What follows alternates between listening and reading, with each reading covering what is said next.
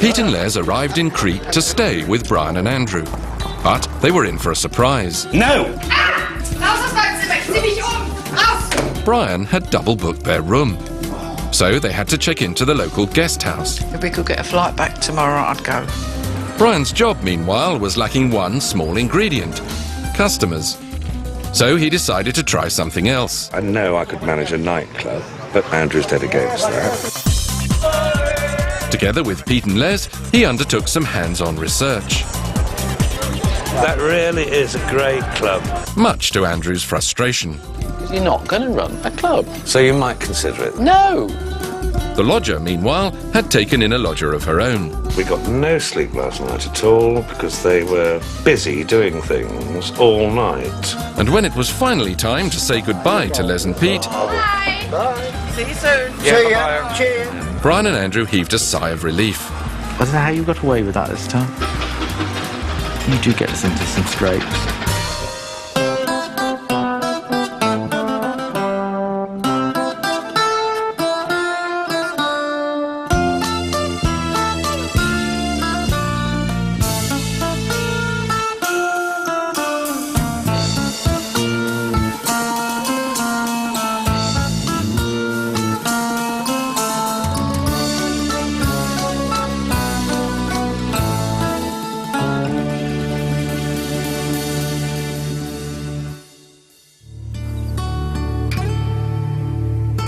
It's late November, and the endless blue skies of Crete have finally given way to what will be Brian and Andrew's first winter. I think they'll go for it. It's nearly a month since Pete and Les were here, and the final plan for their as yet unfinished apartment downstairs has just been completed. So all that remains now is to see how it's gone down in Wales.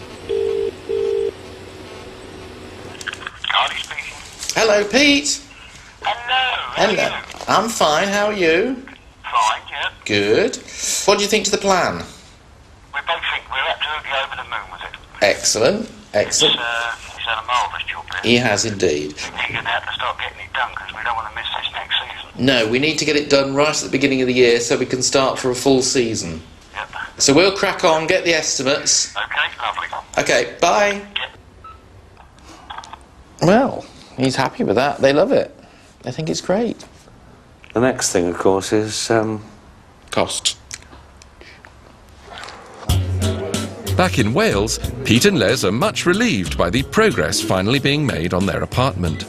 I think it's a really good, in fact, a far better design than we originally come up with. And we need to get it right. And it's got the space, it's got the allocation of space much better. And it's been probably one of the first times we've had absolute agreement on everything since we started the project. When Pete and Les aren't using the apartment, it'll be rented out, providing a source of income for all of them. We just can't wait to get back out there again once the work starts. Well, here's to Crete then. Yeah, cheers. Cheers. But if Pete and Les could just see it here, they might not be so cheery. And these bleak winter months look like bringing financial difficulties for Andrew and Brian.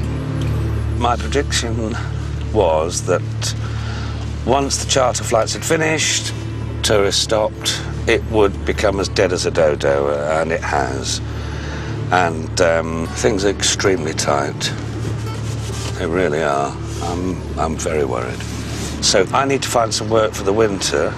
And there's a bar up here which is open. It's the only bar that's going to open all year round. It needs a bit of life pushing into it. And, I think I might well be the guy to do it. I've met the owner, and he wants to see me. The owner in question is a wealthy Cretan by the name of Nick. He's a man who clearly covets his privacy, and all that's known locally is that he lives in the big house at the top of the hill. What am I getting involved with? I'm going to ring the bell.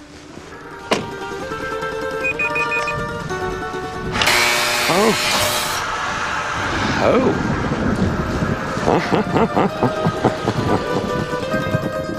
Brian plucked up the courage to call Nick and offer his services to manage Palmer's Bar a couple of days ago. But now that he's actually here at the house, his courage is beginning to wane. Oh. A situation that isn't helped by the enthusiastic presence of Nick's slavering canine minders. It's a big house. Still, if there's one thing Brian should be used to, it's unruly dogs. Wish me luck. Hi, Brian. Hi, Nick. How you doing? I'm fine, and you? Okay. Good to see you again. Come on. Friendly dogs. So how's the weather outside? It's starting to rain. How's it? Thanks. Big house. Thanks. Nice house. It's okay. Andrew, meanwhile, is visiting a house at the bottom of the hill. He's here to view a sample rental apartment, so as to get an idea of the level of finishing they'll need to have for their apartment downstairs. Hi, Andrew, all right? Hello, I'm fine. Thank you. You? Yeah, cheers. Thank you very much. Peter runs a local rental company, and he'll be acting as Brian and Andrew's agent when their apartment is ready to rent out. In most of the villas that we do, you've got the futon settees that you can always put extra people up. Right. All right? Yeah. And why I thought this was a good one for you to choose to look at, because the owners live upstairs. You've got the terrace with the pool just outside. So, does it create a problem having the owners living here as well as renting out? No, because when there are guests here who've booked the villa, the owners don't interfere with the paying guests. Right, You know, so they just sort of keep live out the way. separately, Yeah, as it were. Yeah. Do you want to have a look round? Yes, please, if I may. And this is the general sort of level of equipment that your customers expect? Yes. If you look in the kitchen, they must be, and yours must be equipped to like a Northern European standard, not Greek. an old Greek apartment standard. Thing. No. Well, Nick's kitchen would certainly qualify, but he's not interested in renting. Hopefully, he's interested in hiring. I've seen the bar. Okay. I think I can help. I think I'd make it work. What are you gonna do for me? Forgive me for saying this, but the majority of people that would use it will be English. Do you accept that? Nobody's doing English traditional Sunday lunches. Okay. There's, can I take off? Sure. Yeah. We've got to get the English out of their houses in the dark nights. Service is bad down there at present. Because there's nobody leading, there's nobody guiding. The people that I have there now, they're used to different ways, so we need to make changes. And work our way. I need somebody that I can trust. Yeah. Come through to the bedroom, Andrew, and I'll show you thank you. the fittings and things we've got in here.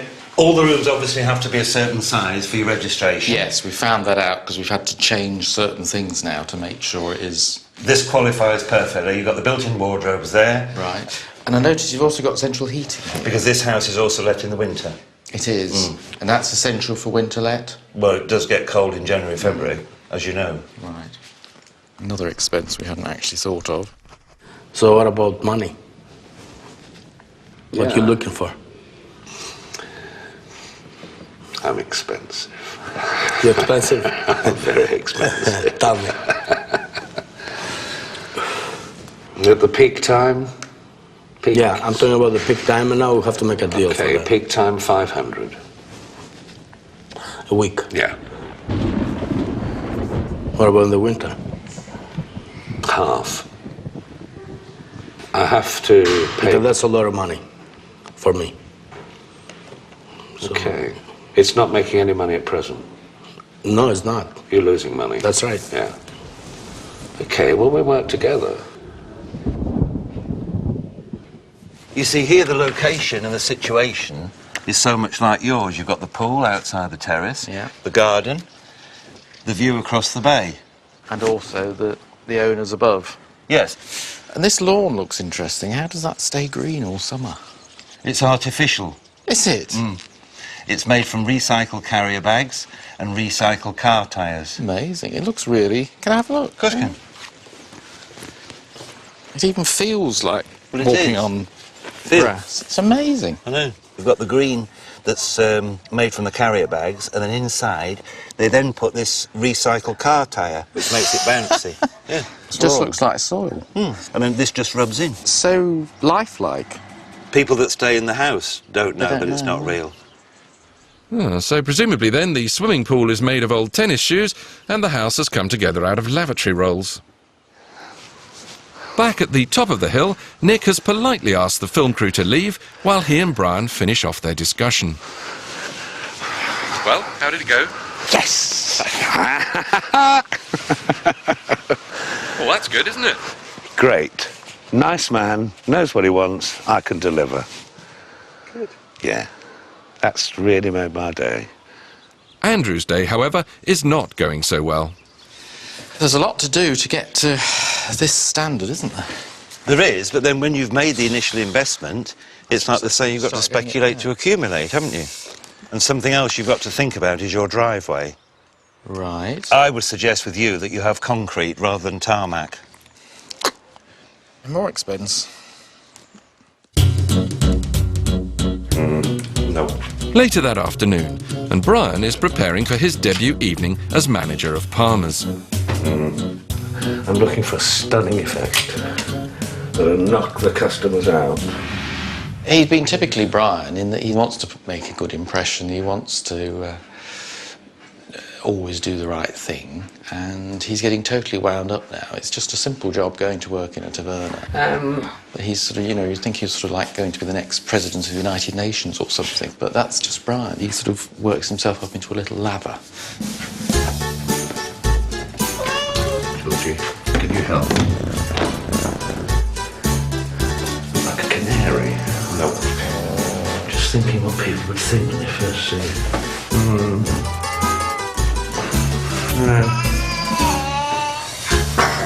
It shrunk. That can come off. No. Ridiculous. Look at the sleeves. Definitely not. Nope. That'll be the one. Mr. Cool. Yeah, under. Oh, yeah. Right? What do you think? Turn, twizzle. Holding it in? Very smart. You approve? Yes. Yeah. Thank you, thank you. Never mind. He's happy. That's half the battle won. So, having successfully talked the talk with Nick that morning, how will Brian fare when it comes to walking the walk this evening? Wish me luck.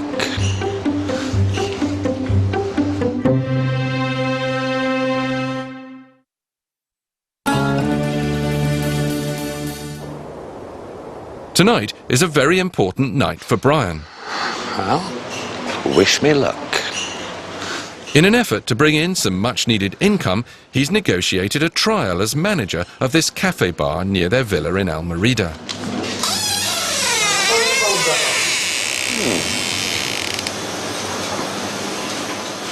It's obviously not doing great business at the moment, but it's the only bar that plans to stay open during the winter.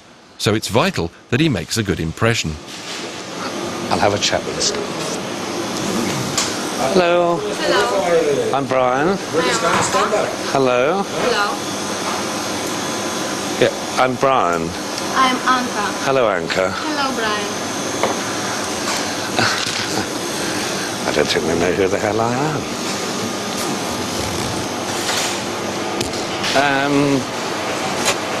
Hello. Hello. Hello. Hi. Yes, please. I'm Brian. Hi, Brian. Excuse me now. I'm very busy. Yeah? Take you for the kitchen, please. Yeah, I'm Brian. Yeah. Yes, I know. Thank you very much. Okay. Oh. Okay, I'm very busy now. Well, you made an impression there. I certainly did. He doesn't know who the hell I am. Oh? Oh, well, perhaps Brian will make more of an impression on the customers. I'm Brian. I'm Michalis. Hello, Michalis. Michalis. Hi. Hello. Hello. Ah. I'm the new manager. Oh, right. Great. Well, that went well. Time for a large G&T, I suspect. Glass of white wine to start with, please. Oh, well, I suppose he is on duty. And as the evening continues, they must all be finding it hard to imagine how on earth they've lasted this long without a manager.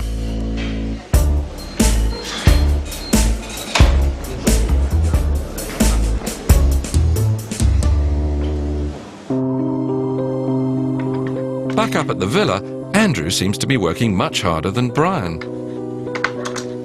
Well, I'm just trying to work out some figures here. Just sort of go through bank accounts, see what we've been spending month-wise, to know what we've got spare, so we can get downstairs underway. When the downstairs apartment is finished, they hope that the rental will significantly supplement their income. It gives a potential of between sort of 10 and 20,000 for the whole season, assuming it's occupied all the way through. Euros or pounds? That's in pounds, because they pay in pounds. The catch-22, however, is that they need to do the work as soon as possible to hit next year's season. But right now, money is in short supply. Yes, I mean, winter is our Achilles heel, because my car hire work has all but dried up. There are a few people coming out, and I help them out occasionally, but not very often. It's much tighter than we ever thought it was going to be, which is piling the pressure on, and it's particularly piling the pressure on Brian, because he's the one that's going to earn. Oh dear. Well, it's now 1 in the morning. Kalinigta. And Brian has been hard at it for nearly 5 hours. Well, how'd it go? Little tense at first, but it's going to be okay. It really is. Got a lot of ideas. I need to go to bed. I need to think about it. That's where I'm going. The best idea, though, might be to break it to the staff that their new best customer is, in fact, their manager. The following day, and the moment Andrew has been dreading. Nico, the builder, has arrived to give them his quote for finishing off the basement. So you've seen the sort of plan. I think this is going to cost about 16,000 euro. Right. To divide the walls. Right. So that's all the walls. Yes. The plastering. Yes. And the tile floor. Yes. Oh no! Sorry. Doesn't include the tile. No. It's going to be 10 euro by 1 meter square. Right. 1,300. As is often the case with builders, Nico's quote contains a few little extras. And also we need to make the floor level. This is cost 700 euro.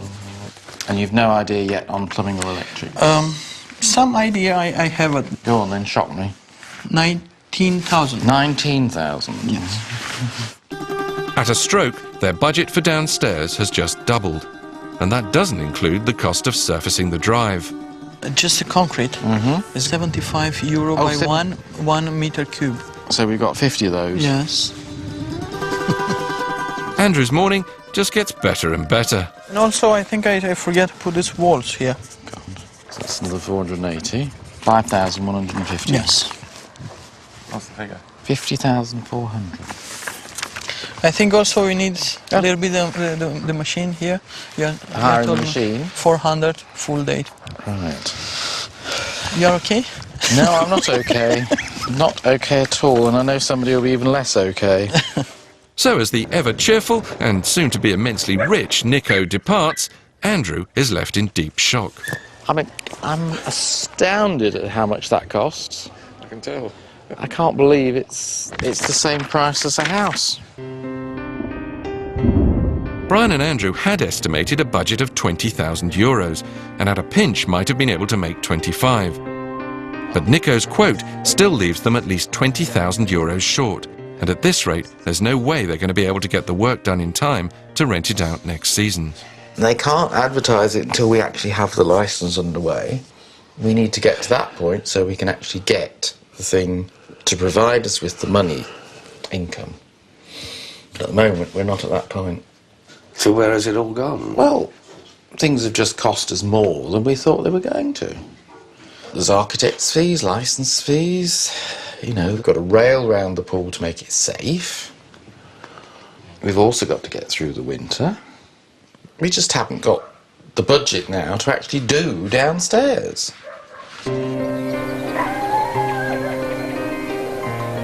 Brian and Andrew spend the whole of that night calculating and recalculating how they might be able to afford the work.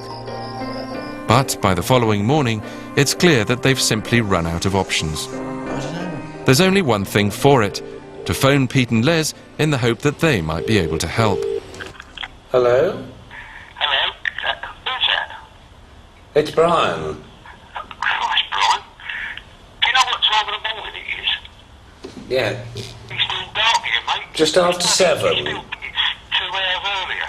Let your sound though. Well, I'm sorry, Pete. I never even thought about that. It's just past 7 o'clock. We've been up all night. Well, what's happened?